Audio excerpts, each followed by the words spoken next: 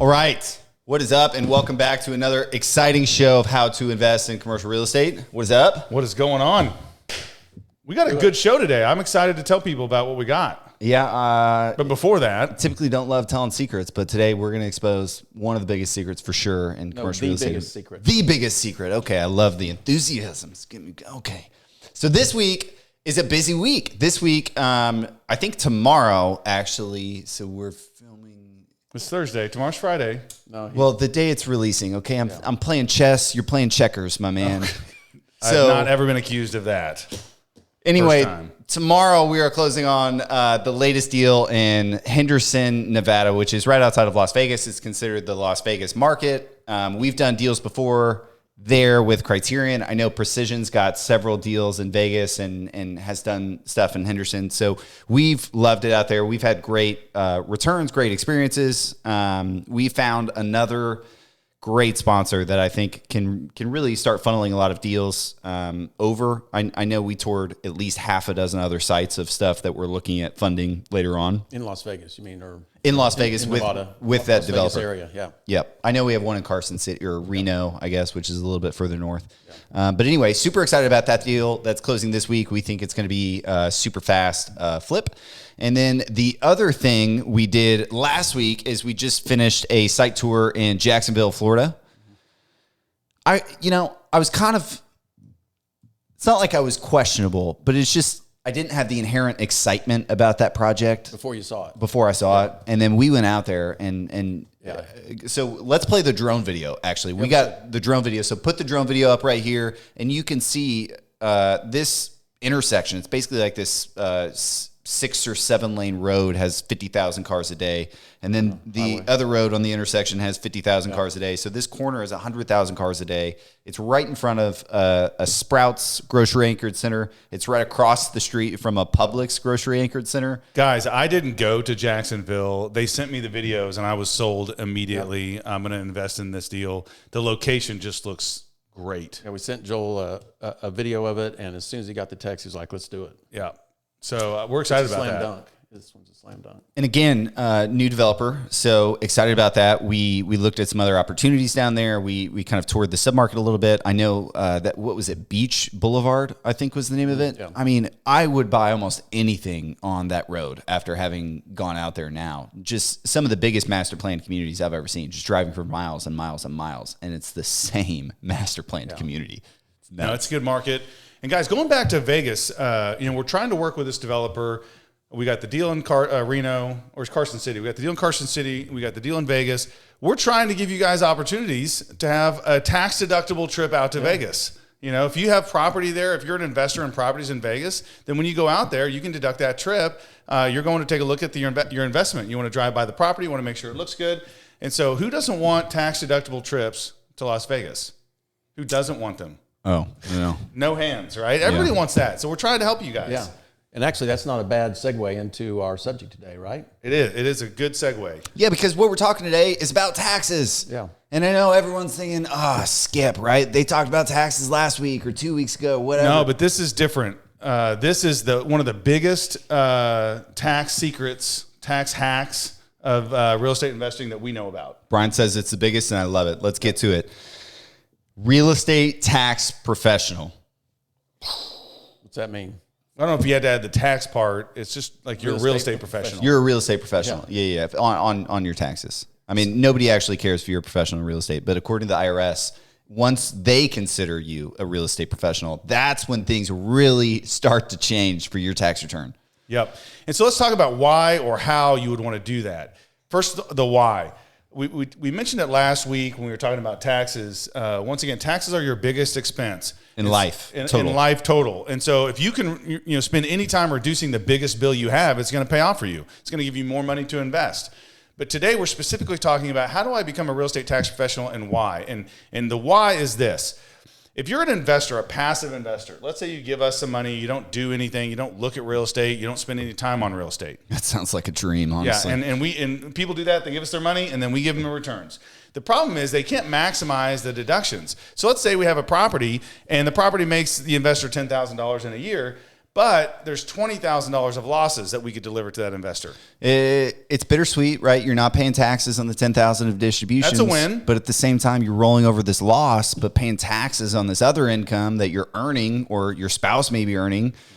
So, yeah. And so then we're what this show is about is how do we get, if you're in a high income tax bracket, let's say you make $500,000 a year.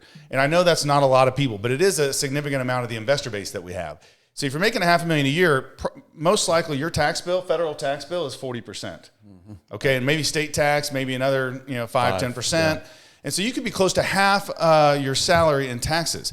So let's go back to the example. If you had $10,000 of write-off that you can't use 1 year, but if we could get that to be used towards your personal income, then that would be $5,000 in your pocket, right?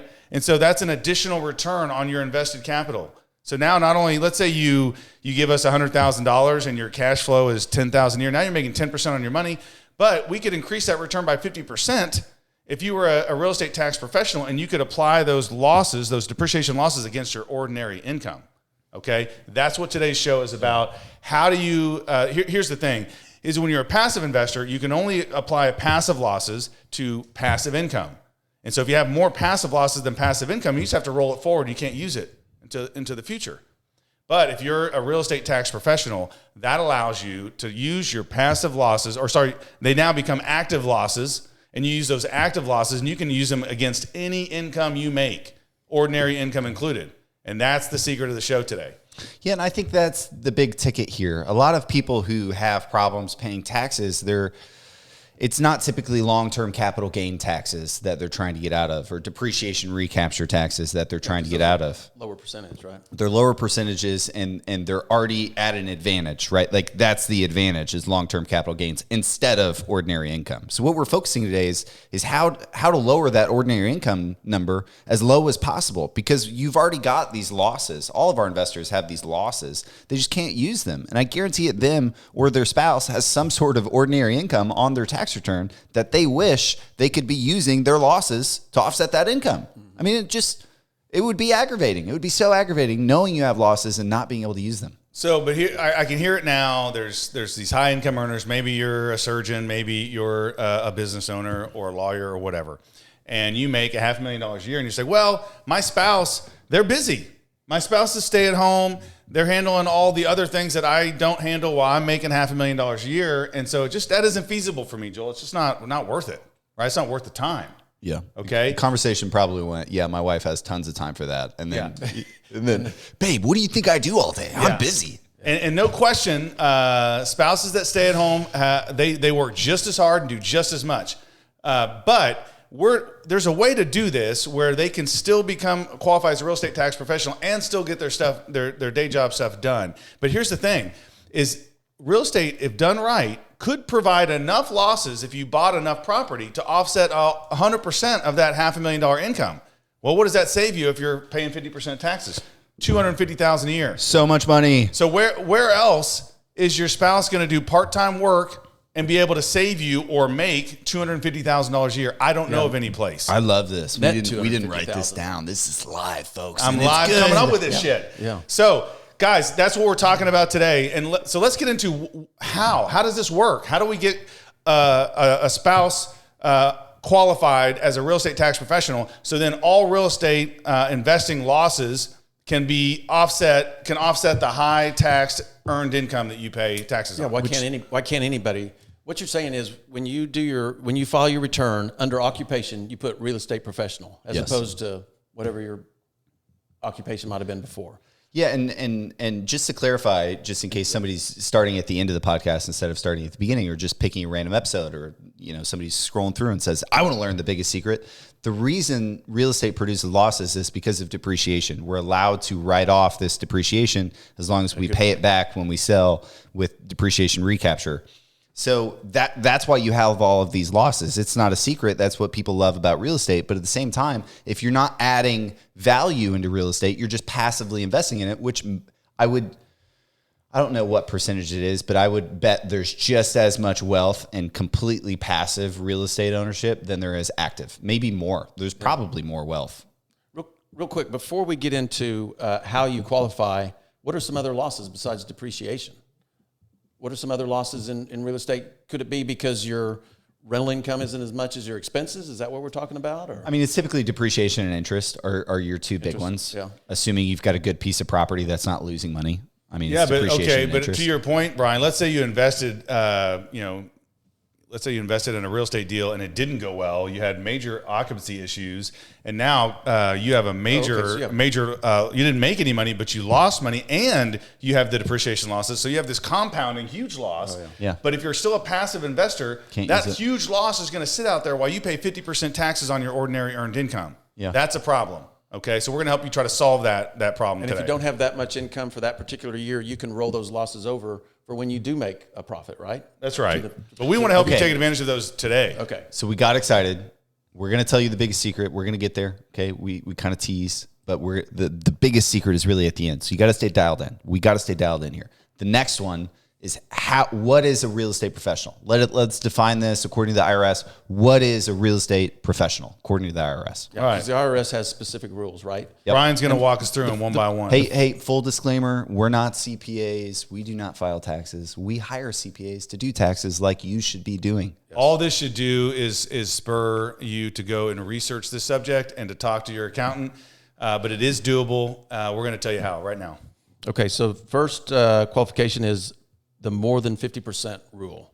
So more than 50% of your time needs to be spent on real estate business activities. Well, more than 50% of your services. I don't know if it specifically says time. Yeah, it's services. So if you have a day job, if you're, like I said, if you're a doctor or something, then this is not, you're not going to be able to qualify because you're going to spend, 70 hours a week at the hospital. You're not going to spend you're not going to be able to argue that you can spend more than 50% of your time.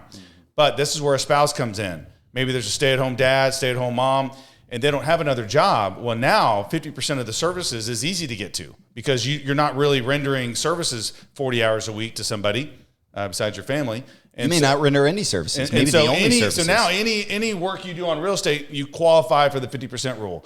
And so let's talk about what that could look like. You may have a rental houses. You have to manage those. You have to upkeep those. Maybe you're searching for new rental places or new properties. That's acquisition mode. Maybe you're a realtor and you spend time on brokerage or on realtor services.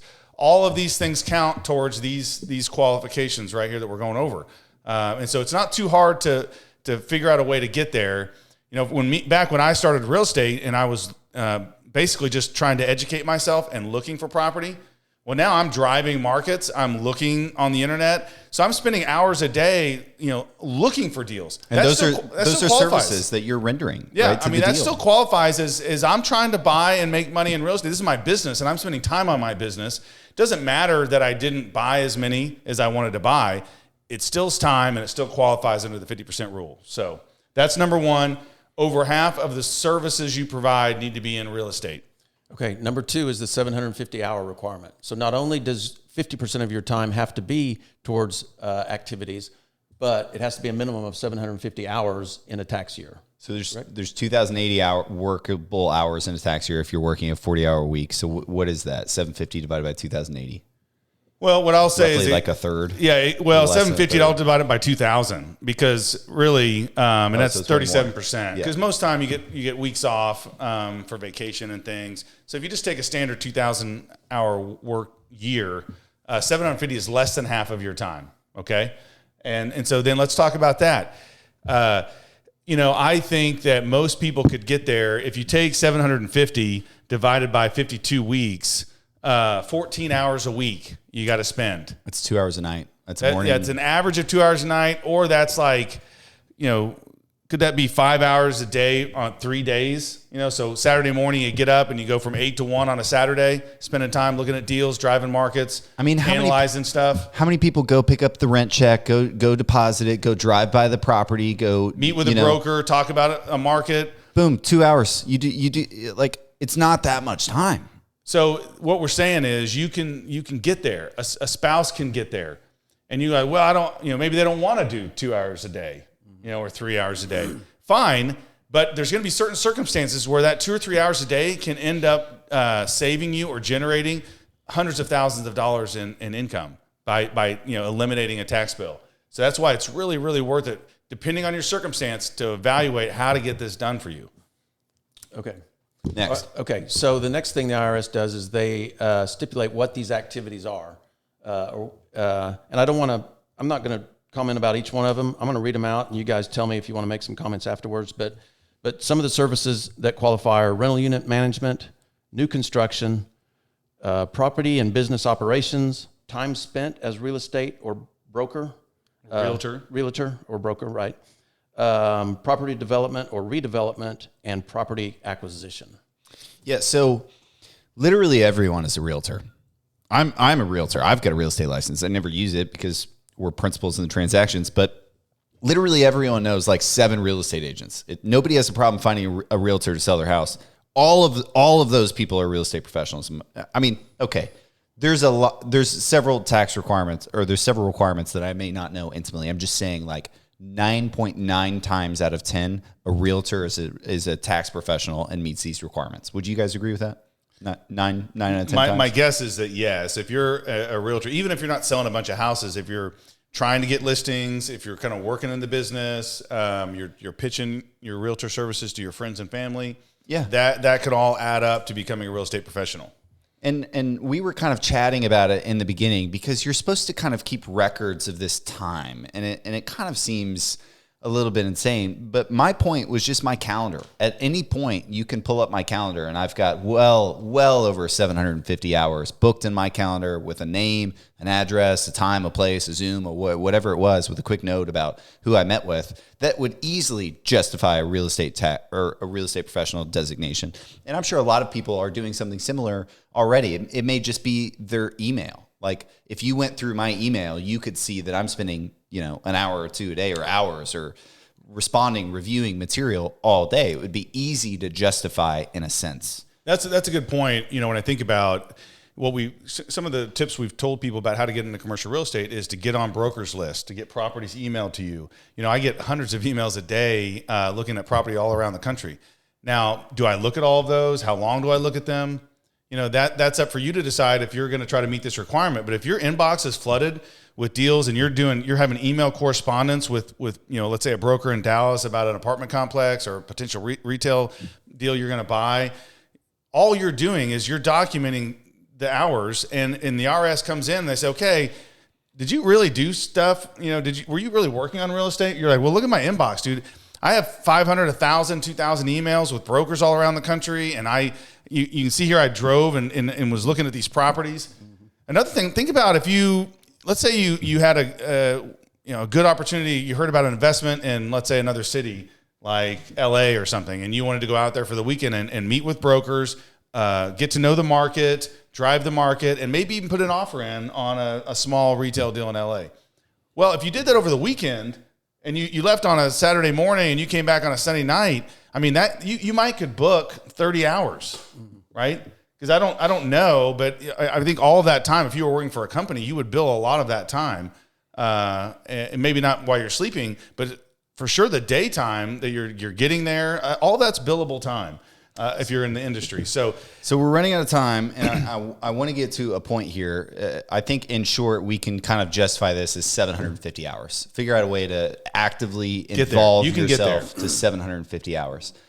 What would be a dollar amount that would be worth it? I mean, $1 saved is $1 earned. So if you're not paying $1 in taxes, you earned that dollar by being this real estate professional, regardless of whether you're bringing in income or not being a realtor. Like you could not sell a single house in a year and I think still work 750 hours. So let's just say here's $100 an hour, where you felt like you could do your 750 hours a year if you could just make it worth $100 an hour. That's $75,000 a year.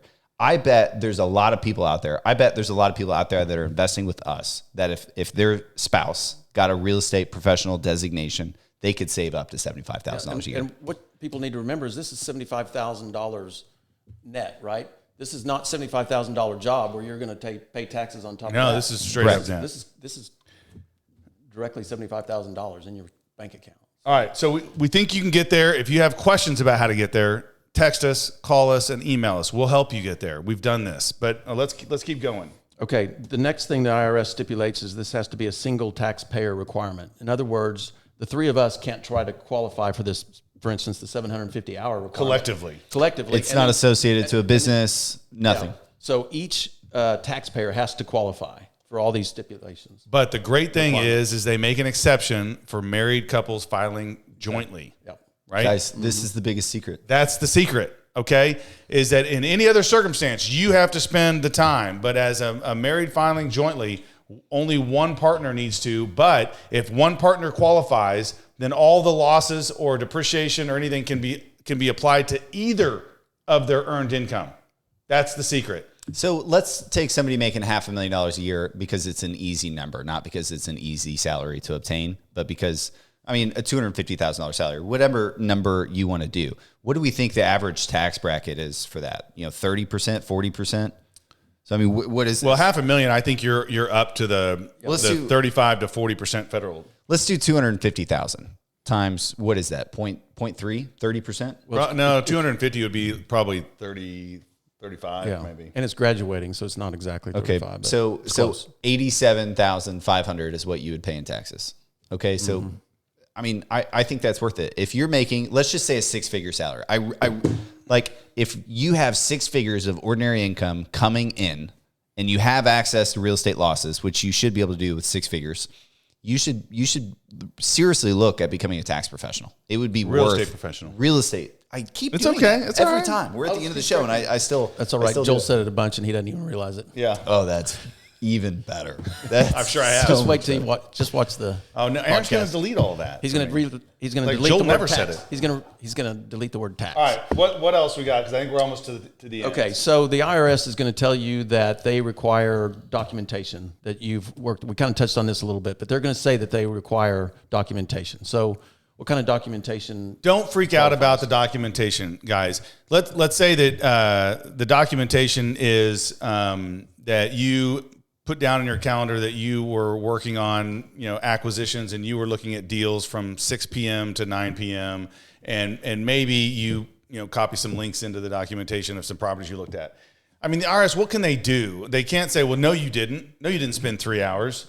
They're just trying to make sure that they're not getting scammed. So don't make it overburdensome here. They just want to know, are you in the game or are you not in the game? Are you doing the work? Are you involved in real estate or are you not? That's all the documentation is. It's just to make sure that someone's not just claiming that they're a real estate professional and they don't even bother to look at real estate. Okay. So I would advise you to look up what documentation you might need, but don't let it be a roadblock to you pursuing this because it's worth it. Yep, I agree. I think the last point, just to clarify, being a real estate professional, Good job. There you go. does not get you write-offs. Just to clarify, investing in real estate gets you write-offs. Yeah, right. So this is really only applicable to people who invest in real estate. We should have said that at the beginning, maybe. Yeah. If you're I think that investing was in real understood, estate, right? then this is the biggest secret. Well, I'm just now realizing that maybe some people are like, well, this doesn't save me any money at all. I can work 750 hours and I don't save any money on taxes. So there's only 2 ways to save money on taxes is to have expenses where you actually spent money. Like maybe you went and looked at a property, your Bought a new car truck. mileage, your phone, all those deductible expenses that we talked about last week. But the other thing is to have the depreciable losses that come from owning real estate. So if you have neither of those, if you're not spending any money trying to buy real estate and you don't have any depreciable losses owning real estate, well then this isn't for you. Yeah. But if you want to be in the game and you're already looking to buy real estate, this is going to be important. Okay, is there anything else? Nope, that's it. That's all she wrote. Well, guys, biggest tax secret in real estate is having one of 2 people filing jointly to be able to call themselves a real estate professional.